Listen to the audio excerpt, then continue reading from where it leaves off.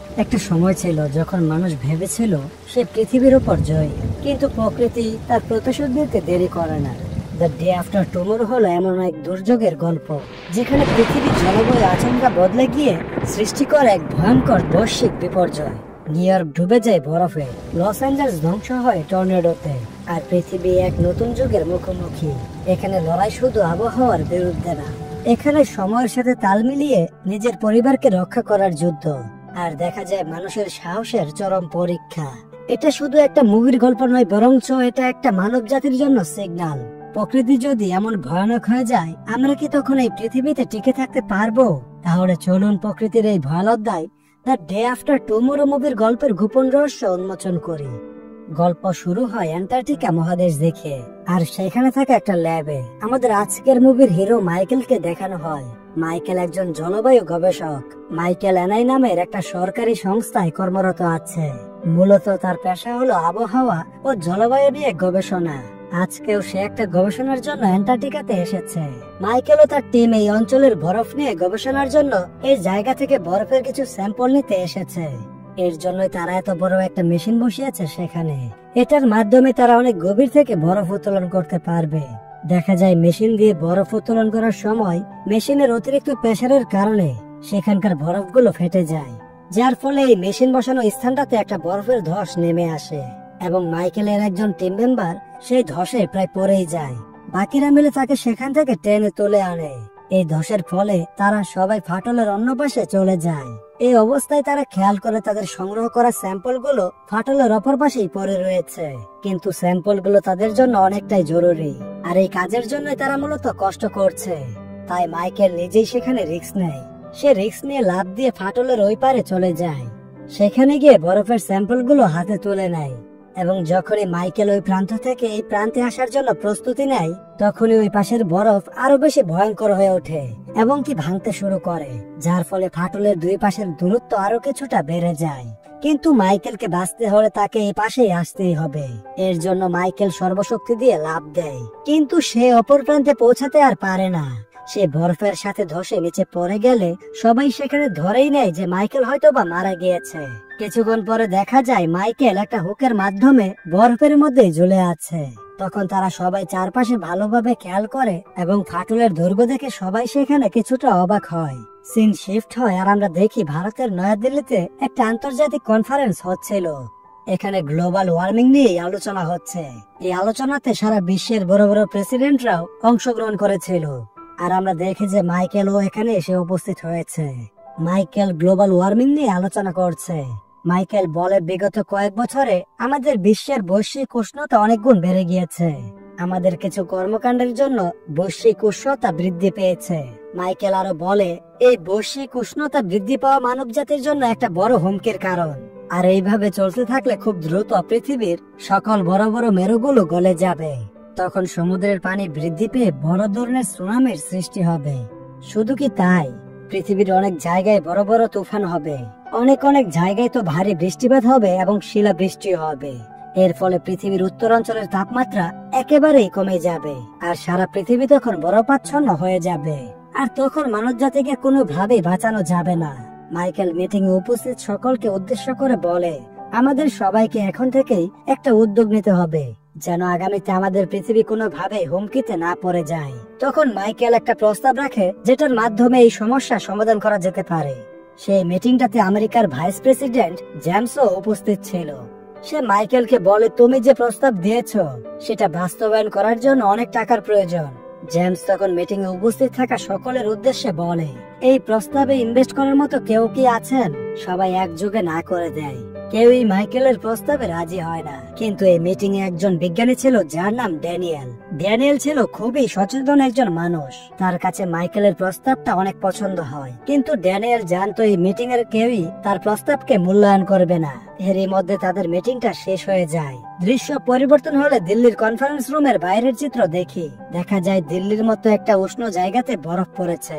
ঘটনাটা যথেষ্ট অস্বাভাবিক। এর জন্য সাংবাদিকরা এটাকে ট্রেন্ডস বানিয়ে ফেলে। তখনই মাইকেলের সাথে ড্যানিয়েলের দেখা হয়ে যায়। ড্যানিয়েল তখন মাইকেলকে বলে, ভাই তুমি মিটিং এ একদম বাস্তব চিত্র তুলে ধরেছো, আমি তোমার সাথে একমত। আর আমি একজন ওশেনোগ্রাফার, আর আমার মূল কাজ হলো সমুদ্র নিয়ে গবেষণা করা। আমি কিছুদিন থেকে সমুদ্রে অনেক অস্বাভাবিক কিছু ঢেউ লক্ষ্য করছিলাম, যা অনেক বড় ধরনের বিপদের আগাম বার্তা। আমি যদি এই সংক্রান্ত কোনো খবর পাই তাহলে তোমাকে অবশ্যই জানাবো। এরপর তারা দুইজন যার যার দেশের উদ্দেশ্যে রওনা দেয়। আসলে তারা বিভিন্ন দেশ থেকে এই মিটিং এ জয়েন করার জন্য এসেছিল। এইসব কথার মাঝে তাদের মধ্যে একটা ভালো সম্পর্ক তৈরি হয়ে যায়। এই সময় আমরা সমুদ্রের একটা উত্তাল ঢেউ লক্ষ্য করি। সমুদ্রের ভয়াবহ রূপ দেখে একটা ধারণা পাওয়া যায় সামনে খুব খারাপ কিছু হতে যাচ্ছে। একই সাথে আমরা স্কটল্যান্ডের একটা আবহাওয়া অফিসের দৃশ্য দেখতে পাই। এই অফিসটা মূলত ড্যানিয়েলের দুইজন সহকারীকে দেখানো হয়। একজনের নাম অ্যালেক্স, আরেকজনের নাম পিটার। পিটার কম্পিউটার স্ক্রিনে দেখতে পায় পিটার হেড এলাকার তাপমাত্রা 13 ডিগ্রির নিচে নেমে গিয়েছে। এমন ঘটনা বিগত সময়ে কোনোদিনই ঘটেনি। এর জন্য তারা সবাই চিন্তিত হয়ে পড়ে। এরই মধ্যে সেখানে ড্যানিয়েল আসে। সে এসে সবাইকে বলে, তোমরা সব এলাকার আবহাওয়ার দিকে নজর রাখো। এরপর সিন চেঞ্জ হলে আমরা জাপানের টোকিও শহরের দৃশ্য দেখি। দেখা যায় সারাদিন থেকে টোকিওতে ভারী বৃষ্টিপাত হচ্ছিল, কিন্তু এটা বৃষ্টি হওয়ার মৌসুম ছিল না। এর জন্য জাপানের সরকার সবাইকে সতর্ক করতে থাকে। তখনই ঘটে এক বিপত্তি। মুষলধারে শিলাবৃষ্টি পড়তে থাকে। অনেক বড় বড় বরফের টুকরো মাটিতে পড়ছিল, যা দেখে সাধারণ মানুষরা ছোটাছুটি শুরু করে দেয়। আর এই শিলাবৃষ্টির কারণে টোকিও শহরের অনেকগুলো মানুষ স্পটেই মারা যায়। এরপর আমরা হেলেন নামের একজন মহিলাকে দেখতে পাই। হেলেন মূলত মাইকেলের স্ত্রী। সে মাইকেলকে বলে, তুমি তো সব সময় তোমার কাজ নিয়ে ব্যস্ত থাকো, আমাকে সময় না দিলেও সমস্যা নেই, অন্তত রবার্টকে তো সময় দিতে পারো। রবার্ট হলো মাইকেলের একমাত্র ছেলে। মাইকেল তখন রবার্টের কথা জিজ্ঞাসা করে। হেলেন বলে, তোমার ছেলে একটা কুইজ প্রতিযোগিতায় অংশগ্রহণ করেছে, আর তার প্রতিযোগিতাটি হবে নরওয়েতে। তাই আমি চাই তুমি রবার্টকে এয়ারপোর্ট পর্যন্ত এগিয়ে দিয়ে আসো। তখন আমাদের মহাকাশের একটা দৃশ্য দেখানো হয়, আর সেই স্পেসশিপে আমরা দুজন নভোচারীকে দেখতে পাই। তারা মহাকাশ থেকে দেখছিল পৃথিবীর দিকে একটা বড় বরফের তুফান ধেয়ে আসছে। এরপরে আমরা দেখি মাইকেল রবার্টকে এয়ারপোর্টে নামিয়ে দিয়ে এসেছে। প্লেনের ভেতর রবার্টের সাথে তার আরো দুইজন বন্ধু ছিল। একজনের নাম মেরি, আরেকজনের নাম হলো ব্রায়ান। দেখে বোঝা যায় রবার্ট মেরিকে ভালোবাসে। তখনই প্লেন টেক অফ করে। কিছুক্ষণ পরে তাদের প্লেনটা একটা বড়সড় ঝড়ের কবলে পড়ে যায়। রবার্ট এমনিতে প্লেনে উঠতে অনেক ভয় পাচ্ছিল। এর মধ্যে এমন পরিস্থিতি দেখে সে অনেক ভয় পেয়ে যায়। রবার্ট ভয়ে মেরির হাতটা ধরে ফেলে এবং সেখানে একটা আবেগঘন পরিবেশ তৈরি হয়। এর কিছুক্ষণ পরে ঝড় থেমে যায় আর সবকিছুই স্বাভাবিক হয়ে যায়। তখন আমরা দেখতে পাই ড্যানিয়েলকে। সে তার অফিসের কম্পিউটারে দেখতে পায় অনেকগুলো এলাকাতে আবহাওয়া ব্যাপক পরিবর্তন হয়েছে, যা কোনোভাবেই স্বাভাবিক নয়। আর এগুলো বড় কোনো বিপর্যয়ের লক্ষণ। রবার্টরা এয়ারপোর্ট থেকে বের হলে একটা ভয়ানক দৃশ্য দেখতে পায়। তারা দেখে আকাশে হাজার হাজার পাখি উড়ে যাচ্ছে। সাধারণত কোনো বড় ঝড়ের আগে পাখিরা এভাবে একসাথে আকাশে ওড়ে। এরপরে তারা প্রতিযোগিতায় অংশগ্রহণ করে। ম্যারি, রবার্ট ও ব্রায়ান একই টিমের মধ্যে ছিল। তাদের তিনজনের যৌথ প্রচেষ্টায় তারা প্রথম স্থান অর্জন করে। অন্যদিকে ড্যানিয়েল আবহাওয়ার সার্বিক অবস্থান বিবেচনা করে মাইকেলকে ফোন করে। সেদিন দিল্লির মিটিং এর সময় তাদের দুজনের মধ্যে কথা হয়েছিল। ড্যানিয়েল মাইকেলকে বলে, তুমি যে আমাকে বলেছিলে মহাসমুদ্রে তাপমাত্রা কমে যাবে, উত্তর দিক থেকে ঝড়ো হাওয়া বইতে থাকবে, আর মেরু অঞ্চলগুলো গলে যাবে। বর্তমানে ঠিক এইসব ঘটনাই ঘটেছে। বিশেষ করে মেরু অঞ্চল গলে পানি হয়ে গিয়েছে। মাইকেল আরো বলে, আমি তো আগেই বলেছিলাম কয়েকশো বছরের মধ্যে আমাদের পৃথিবীতে এমনটাই ঘটবে। তখন ড্যানিয়েল মাইকেলকে রিপোর্টগুলো দেখায়, যেটা দেখার পর মাইকেল পুরো হতবাক হয়ে যায়, কারণ এমন শেষ ঘটনা ঘটেছিল 10,000 বছর আগে। মাইকেল ও ড্যানিয়েল দুইজন মিলে এই সমস্যার কোনো সমাধান খুঁজে পাচ্ছিল না। অন্যদিকে আমেরিকার আবহাওয়া বিভাগ টিভিতে বলছিল লস অ্যাঞ্জেলসে যারা আছে তাদের দ্রুত সেখান থেকে সরে যেতে হবে, কারণ প্রায় 110 কিলোমিটার গতিতে সেখানে বাতাস প্রবাহিত হচ্ছে। আর সেখানের পরিবেশ দেখলেই বোঝা যায় এখন সেখানে কয়েকটা বড় বড় টর্নেডো আঘাত হানবে। এর জন্য মাইকেল দেরি না করে তার অফিসে চলে যায়। মাইকেল তার অফিসের বস ক্যালভিনকে বলে, আমাকে কিছু বাজেট পাস করিয়ে দাও, আমার কাছে এই সমস্যা থেকে বাঁচার একটা বুদ্ধি আছে। কিন্তু তার বস ক্যালভিন তাকে সেখানে স্পষ্টভাবে না করে দেয় যে সে এখন কোনো বাজেট পাশ করাতে পারবে না। এরপরে দেখা যায় লস অ্যাঞ্জেলস শহরকে কয়েকটি বড় বড় টর্নেডো আঘাত এনেছে, যার ফলে গাড়িগুলো কাগজের মতো উড়ে যাচ্ছিল। সারা শহর পুরো ধ্বংসযজ্ঞে পরিণত হয়ে গিয়েছে। এই শহরের প্রায় 70% মানুষ ঝড়েই মারা গিয়েছিল। আমেরিকার ভাইস প্রেসিডেন্ট জেমস এসব কিছু দেখে তার ভুল বুঝতে পারে এবং সাথে সাথে আমেরিকার সকল ফ্লাইট বন্ধ করে দেয়। এর ফলে রবার্ট ও তার বন্ধুরা নরওয়েতে আটকা পড়ে থাকে। এরপর জেমস মাইকেলকে ডেকে নিয়ে আসে আর বলে, আমি তোমাকে সার্বিক সহযোগিতা করছি, তুমি তোমার টিম নিয়ে কাজ শুরু করে দাও। এরপর মাইকেল তার টিম নিয়ে পুরোদমে রিসার্চে লেগে পড়ে। রিসার্চের রেজাল্ট দেখে মাইকেল তখন বুঝতে পারে আগামী 6 থেকে 7 সপ্তাহের মধ্যে পুরো পৃথিবী বরফে পরিণত হয়ে যাবে। এটা দেখে মাইকেল অনেক বেশি চিন্তিত হয়ে পড়ে। আর তখন মাইকেল তার ছেলে রবার্টকে কল দিয়ে বলে, তুমি দ্রুত আমেরিকাতে চলে আসো। কিন্তু স্যাম জানায় এখন সে চাইলেও আমেরিকাতে ফিরে যেতে পারবে না, কারণ আমেরিকার সকল ফ্লাইট এখন বন্ধ করে দেওয়া হয়েছে। তাদের কথা চলার মধ্যেই সেখানে জেমস চলে আসে। মাইকেল তাকে সমস্ত রিপোর্টগুলো দেখিয়ে বলে আগামী কয়েক সপ্তাহের মধ্যেই পুরো পৃথিবী বরফে পরিণত হয়ে যাবে, আর তখন কোনোভাবেই এই পৃথিবীকে রক্ষা করা সম্ভব হবে না। কিন্তু জেমস এইবারও মাইকেলের কথা বিশ্বাস করতে পারছিল না। জেমস বলে, তোমার কথাগুলো আমার কাছে আজগুবি মনে হচ্ছে। এই কথা বলে তার প্রস্তাবগুলোকে আবারও বাতিল করে দেয়। দেখা যায় স্কটল্যান্ডের একটা উদ্ধার টিম হেলিকপ্টারে করে যাচ্ছিল। তখনই অতিরিক্ত ঠান্ডা থাকার জন্য তাদের হেলিকপ্টারটাও জমে যায়। এর ফলে তাদের হেলিকপ্টারটা ক্র্যাশ করে, আর একজন সৈনিক হেলিকপ্টার থেকে বের হতে গেলে সাথে সাথেই বরফে পরিণত হয়ে যায়। এটা দেখে আমরা বুঝতে পারি যে এখানকার তাপমাত্রা আগের চেয়ে অনেকটাই কমে গিয়েছে। অন্যদিকে আমরা দেখি নরওয়েতে আজকে সকাল থেকে তুমুল বৃষ্টিপাত হচ্ছে। এর ফলে সে জায়গার সকল রাস্তাঘাট পানির নিচে তলিয়ে গিয়েছে। তখন সেখানকার লোকজন একটা পাবলিক লাইব্রেরিতে আশ্রয় নেয়। এটা দেখে রবার্টও সেখানে যেতে শুরু করে। যাওয়ার সময় তার চোখ পড়ে শহরের সামনের অংশে। সেখানে দেখা যায় একটা বিশাল পরিমাণ ঢেউ শহরের দিকে ধেয়ে আসছিল। আর তখনই মেরির পা একটা গাড়ির সাথে আটকে যায়। রবার্ট সেখানে কোনো চিন্তাই করতে পারছিল না। সে মেরিকে কোন রকম ভাবে সেখান থেকে উদ্ধার করে আনে, আর দুজনে লাইব্রেরিতে ঢুকে পড়ে। তখন আমাদেরকে সমুদ্রের একটা দৃশ্য দেখানো হয়। সমুদ্রটা একদম ফুলে ফেপে একটা ভয়ঙ্কর রূপ ধারণ করেছে, যার ফলে একটা ভয়ানক সুনামির সৃষ্টি হয়। আর সাথে সাথে পুরো নরওয়ে শহর পানির নিচে তলিয়ে যায়। মাইকেলকে দেখা যায় তার অফিসে চিন্তিত হয়ে বসে রয়েছে, কারণ সে দেখতে পেয়েছে আগামী 24 ঘন্টার মধ্যে পুরো পৃথিবী বরফে ঢেকে যাবে, আর এখানকার তাপমাত্রা থাকবে -80 ডিগ্রিতে। এটা দেখে মাইকেল ড্যানিয়েলের সাথে যোগাযোগ করে আর তাকে বলে, আমাদের কপাল খুব ভালো হলেই আমাদের পৃথিবী এই বিপদ থেকে রক্ষা পেতে পারে। মাইকেল আরো বলে, তুমি সেখান থেকে দূরে কোথাও চলে যাও, কারণ এই বরফের ঝড় তোমার দিক থেকে শুরু হবে। ড্যানিয়েল ভারী কণ্ঠে জবাব দেয়, এখন অনেক দেরি হয়ে গিয়েছে। অন্যদিকে আমরা দেখি রবার্ট অনেক কষ্ট করে নিজের জীবন বাঁচিয়ে রেখেছে। তার মা হেলেন ও মাইকেল তার সাথে বারবার যোগাযোগ করার চেষ্টা করছিল এবং এক সময় যোগাযোগও হয়ে যায়। তখন মাইকেল তার থেকে জানতে চায়, তুমি কি ঠিক আছো? রবার্ট বলে, আমি ঠিক আছি বাবা, তোমাদের ওইখানেও কি একই অবস্থা? উত্তরে মাইকেল বলে, শুধু আমাদের এখানেই না, সারা দুনিয়াতে একই অবস্থা।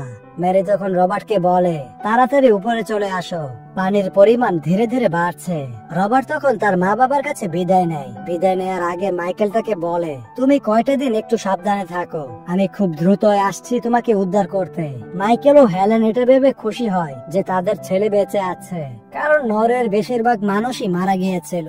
এরপরে রবার্ট উপরে চলে যায়। সেখানে যাওয়ার পরে সবাই লাইব্রেরির বাইরে একটা বিকট আওয়াজ শুনতে পায়। মনে হচ্ছিল বাইরে কিছু একটা বড় ধাক্কা লেগেছে। তারা লাইব্রেরির জানালা দিয়ে দেখতে পায় একটা বিশাল কার্গো জাহাজ তাদের লাইব্রেরির পাশ দিয়ে যাচ্ছে।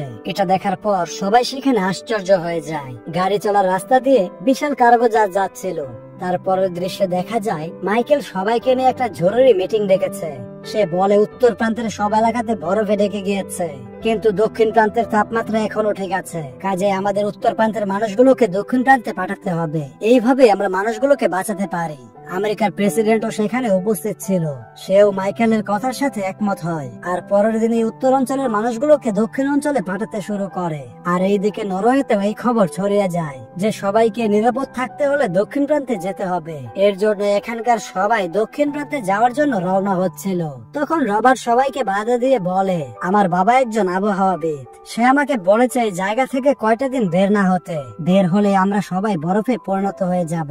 কিন্তু কেউই রবার্টের কথায় কান দেয় না, আর সবাই আস্তে আস্তে বের হয়ে পড়ে। দেখা যায় রবার্টের কথা বিশ্বাস করে কিছু লোক লাইব্রেরিতে অবস্থান করে, আর রবার্টের বাবা এসে তাদেরকে উদ্ধার করবে এই অপেক্ষাতেই বসে রয়েছে।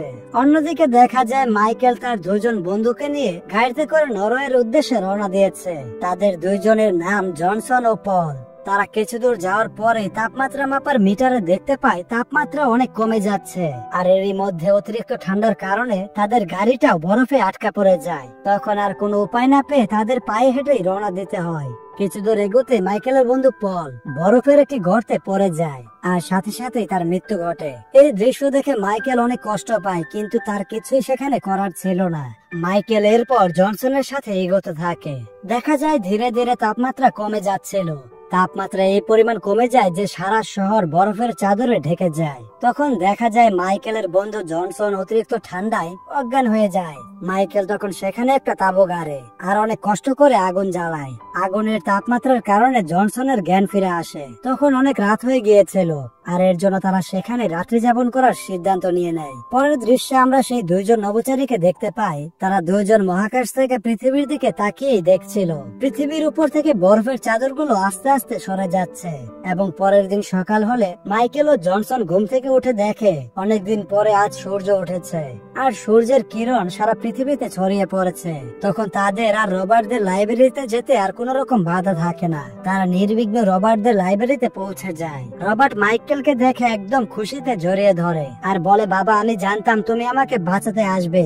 এরপর মাইকেল রেস্কিউ টিমকে খবর দেয়, আর অনেকগুলো হেলিকপ্টার এসে মাইকেলদেরকে উদ্ধার করে। সেই স্থানে থাকা সব মানুষকে উদ্ধার করা হয়। এরপর রবার্ট ও মেরি যখন হেলিকপ্টারে ওঠে, তখন তারা দেখে যে নরওয়ের বিল্ডিং এর ছাদগুলোতে সবাই আনন্দ উল্লাস করছিল, কারণ তারাও রবার্টদের মতো সার্ভাইভ করতে পেরেছে। এটা দেখে রবার্ট ও মেরির মুখে হাসি ফুটে ওঠে। এর কিছুদিন যাওয়ার পরে পৃথিবী আগের মতো স্বাভাবিক হয়ে যায়, আর দেখা যায় ভাইস প্রেসিডেন্ট জেমস মাইকেল ও দেশবাসীর উদ্দেশ্যে ক্ষমা চেয়ে বলে, আমি বিষয়টি গুরুত্বের সাথে দেখলে হয়তো অনেকগুলো মানুষের জীবন বেঁচে যেত। আমার এই ভুলের জন্য সকলের কাছে ক্ষমা চাচ্ছি। এরপর দেখা যায় সবাই আবারও আগের মতো স্বাভাবিক জীবনযাপন করতে শুরু করে দিয়েছে।